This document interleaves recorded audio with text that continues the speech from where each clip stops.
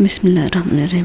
سورہ المومنون آیت نمبر 102 سے 108 میں اللہ فرماتا ہے، تو جن لوگوں کے اعمال بوجھ میں یعنی نیکیوں میں زیادہ ہوں گے وہ فلاح پانے والے ہیں، اور جن کے بوجھ یعنی نیکیاں کم ہوں گی وہ ایسے لوگ ہیں جنہوں نے اپنے آپ کو نقصان میں یا خسارے میں ڈالا، ہمیشہ دوزخ میں رہیں گے، آگ ان کے منہوں کو جلس دے گی اور وہ اس میں تیوری چڑھائے یعنی غصے سے بھرے ہوئے ہوں گے۔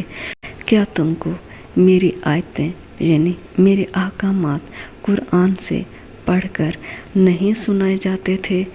نہیں، تم ان کو سنتے تھے اور جھٹلاتے تھے۔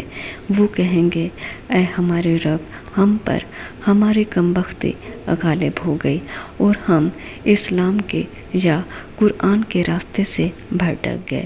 اے ہمارے رب، ہم کو اس دوزخ میں سے نکال دے، اگر ہم پھر ایسے کام کریں تو ظالم ہوں گے۔